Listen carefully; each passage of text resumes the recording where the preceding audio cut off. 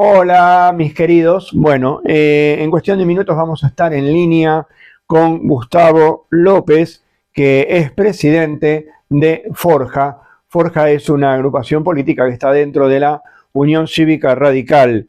Además fue subsecretario general de la Presidencia de la Nación entre los años 2007 y 2015, gobierno de Néstor Carlos Kirchner y Cristina Fernández. Bueno, como él es un radical, él es la Unión Cívica Radical, quiero decir, de cuna, la primera pregunta que le voy a hacer es justamente que nos defina, así como en su momento nos definió Guillermo Moreno al peronismo, le voy a pedir a Gustavo López que nos defina para la audiencia no argentina, claro está, el radicalismo, la Unión Cívica Radical. La Unión Cívica Radical fue un partido que nace en el siglo XIX, es el partido más antiguo de la Argentina, que lo que promovía era la participación ciudadana en el voto popular. Argentina tenía un esquema pseudo-democrático en donde el pueblo no votaba, aunque desde 1853 teníamos una constitución. Bueno, el radicalismo se forma en 1891 después de una revolución armada ciudadana, hace dos revoluciones más y consigue en 1912 que se sancione una ley de voto universal, secreto y obligatorio. Y eso hace que Hipólito Yrigoyen, fuera el primer presidente elegido por el voto popular y es el primer presidente radical. Digamos que era un partido popular en aquel entonces, en el sentido de no como se lo conoce en España, un partido de derecha, sino que era un partido de masas y muy ligado a la Constitución contra los conservadores. Era un partido progresista contra los conservadores. A lo largo de su historia fue mutando, porque en el radicalismo hay progresistas y hay conservadores. Entonces gobernaron alternativamente unos y otros. El progresista más conocido fue Raúl Alfonsín, que gobernó en la recuperación de la democracia, que juzgó a los militares por el delito de genocidio, o que ordenó juzgar a los militares, y hoy el radicalismo está más volcado a la derecha, en alianza con un partido de derecha como es el PRO, y los pocos que quedan progresistas adentro del partido están un poco desconcertados, pero hoy el radicalismo es un partido de centro-derecha, por decirlo de alguna manera. Y vos, digamos, te abriste del radicalismo más ortodoxo, del radicalismo. Contale un poco a la audiencia lo que hablábamos off the record, de que vos seguís estando en Forja, bueno, y también qué es Forja, ¿no? Bueno, a ver, en el año 2007, el que era presidente de la Nación, Néstor Kirchner, convocó a distintas fuerzas políticas a armar un frente transversal. Y allí la Unión Cívica Radical se partió. Todos los gobernadores que tenía el radicalismo, menos uno, fueron en una alianza con un sector del peronismo. Y allí estaba el vicepresidente de Cristina, que era Julio Cobos. Esa transversalidad política entre un sector del radicalismo, un sector del peronismo, un sector de la izquierda, fracasó. Y en ese momento, cuando fracasa y ese sector del radicalismo se vuelve a la Unión Cívica Radical, deja la alianza de gobierno con el kirchnerismo o con el peronismo, nosotros, los que queríamos quedarnos en esa alianza de gobierno, fundamos un nuevo partido, que lo llamamos Forja, porque Forja fue una corriente interna del radicalismo muy popular en la década de 1930. Entonces, hoy Forja es un partido de centro-izquierda, un partido progresista, en Sí, Europa sí. dirían un partido de izquierda o progresista, y bueno, estamos trabajando muy fuertemente desde Forja para construir, junto con Ricardo Alfonsín, que renunció al radicalismo y se ha sumado a esta aventura, y otros partidos como Libre del Sur, hemos formado el Frente Amplio por la Democracia para competir en la elección de este año en la provincia de Buenos Aires, la provincia más importante de la Argentina. Sin duda. Aclarémosle también a la audiencia extranjera que cuando hablas de Ricardo Alfonsín estás hablando nada más ni nada menos que del hijo de Raúl Ricardo Alfonsín, el presidente que vos muy bien citabas, que fue el presidente que gobernó entre 1983 y 1989, que nosotros conocemos como el padre de la democracia, que sería como acá el Adolfo Suárez, digamos, el hombre que vino después de Exacto. la dictadura. Bueno, ¿cuáles son las expectativas que tienen ustedes de cara a las elecciones que van a venir ahora, que son elecciones de medio término? Aclarame una cosa porque, bueno, yo hace años que ya no vivo en la Argentina y si bien estoy bastante bien informado, algunas cositas se me escapan. ¿Qué se va a elegir en estas elecciones este año? ¿Qué se va a elegir en Argentina? Contale a la audiencia y a mí. Se va a elegir en 24 distritos la mitad de la Cámara de Diputados y en 8 provincias se va a elegir senadores. Ajá, La Cámara de Senadores se renueva por tercios, es decir, cada 2 años se renueva un tercio de los senadores, se renuevan 24 de 72. claro. Y la Cámara de Diputados se renuevan o 129 o 128, depende el año. Este año se renuevan 129, es decir, la mitad más uno de la Cámara de Diputados. Ujú. En la provincia de Buenos Aires, que es la más grande, se renuevan 35, se eligen 35 diputados que se renuevan. Ahí va a haber dos fuerzas preponderantes, una el peronismo, que imagino que va a encabezar Cristina Fernández de Kirchner, y otra de la derecha, muy ligada al gobierno, donde imagino yo también que La Libertad Avanza, que es un partido de extrema derecha, Sí, sí. va a hacer alianza con el PRO, que es un partido de derecha. Entonces, nosotros hemos decidido presentar lista propia en lo que llamamos el campo nacional y popular, es decir, en la izquierda, no en la derecha, Sí, sí. dando una alternativa a los ciudadanos que se sienten progresistas, pero que no quieren votar la lista peronista, que puedan votar una lista progresista. En este caso, encabezada por Ricardo Alfonsín. Este es el esquema que estamos armando. El Frente Amplio por la Democracia se opone a Milei, se opone a todas las políticas de Milei. Claro. Y creemos que la democracia en la Argentina hoy está en peligro.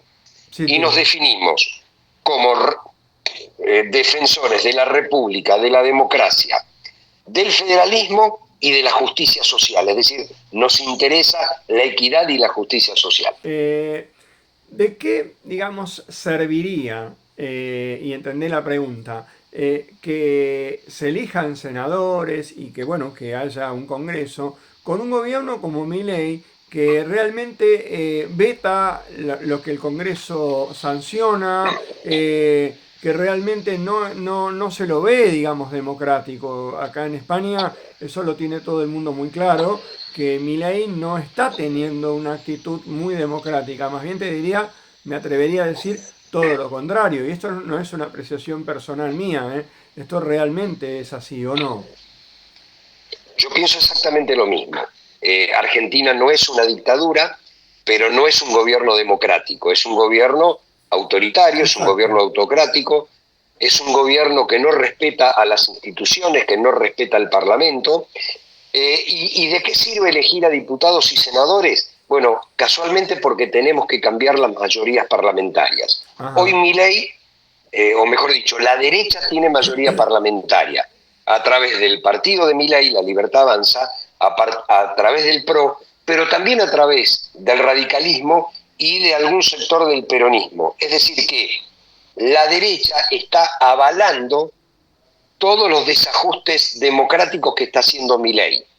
Y el Claro. Poder Judicial también. Nosotros tenemos una Corte Suprema de Justicia que mira para otro lado cuando Milei altera el orden democrático. Y tenemos un Congreso que le otorgó facultades extraordinarias a Milei. Entonces, para poder derogar esas facultades extraordinarias, necesitamos cambiar esta mayoría parlamentaria.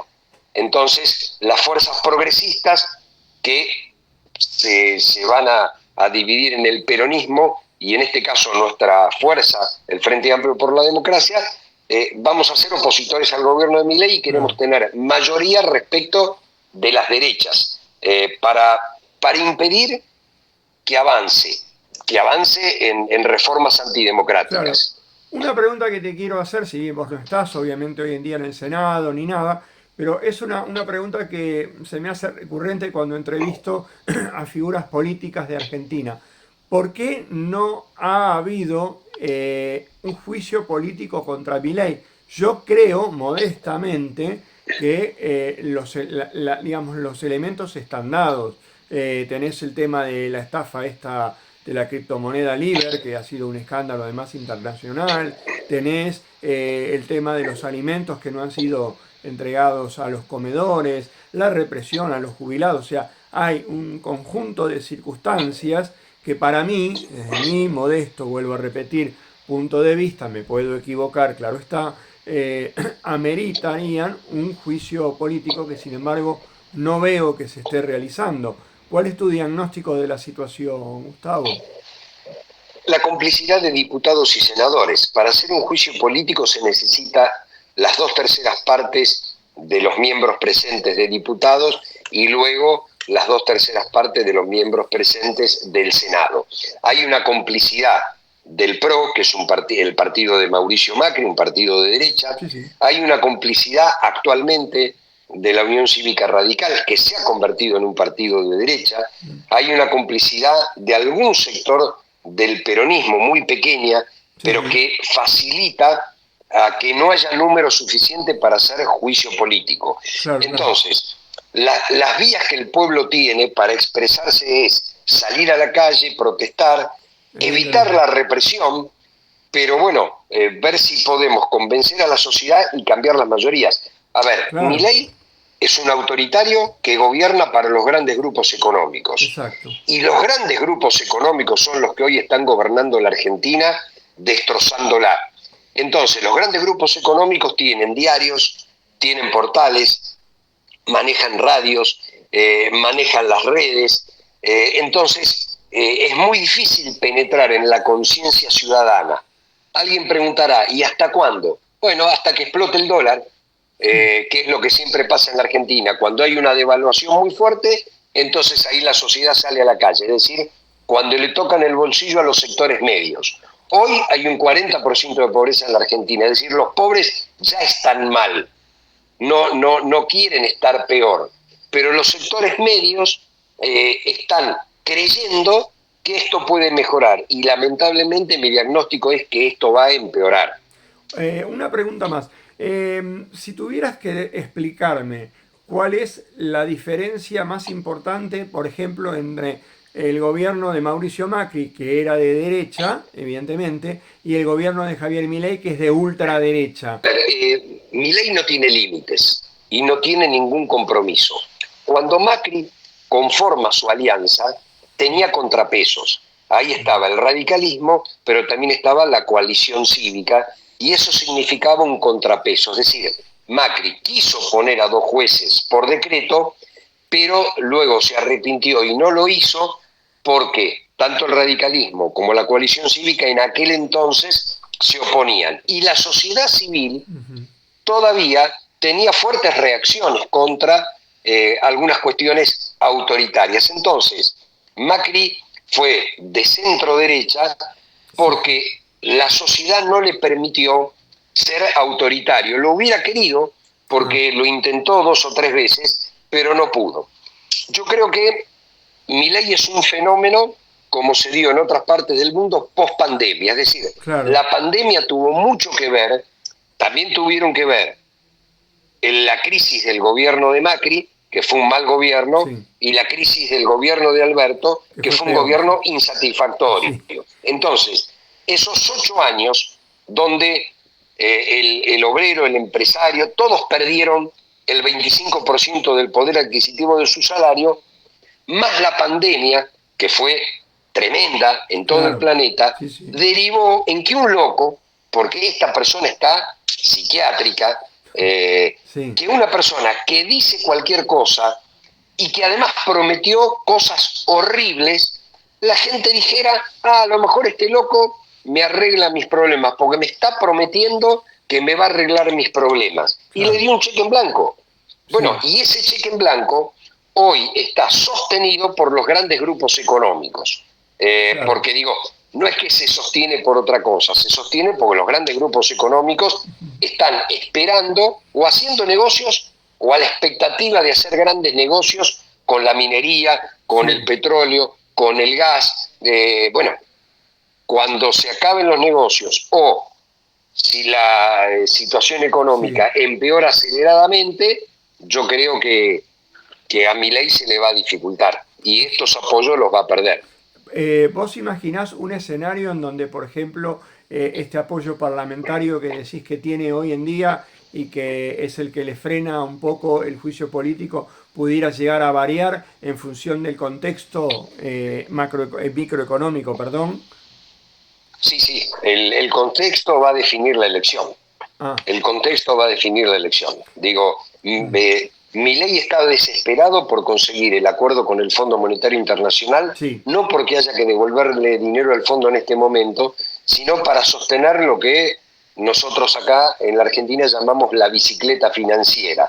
Esto es, el dólar barato, que es un problema para la economía porque no es competitivo, pero el dólar barato contiene a los precios relativamente.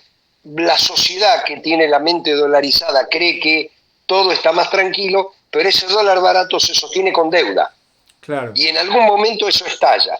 Entonces, él depende de la microeconomía.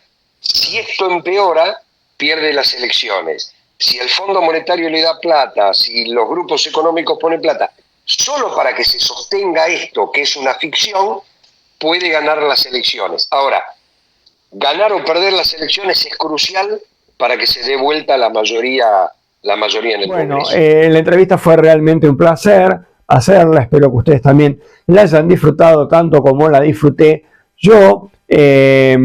Bueno, nada, esto ha sido todo desde Hago Periodismo, el canal al que te tenés que suscribir ya mismo.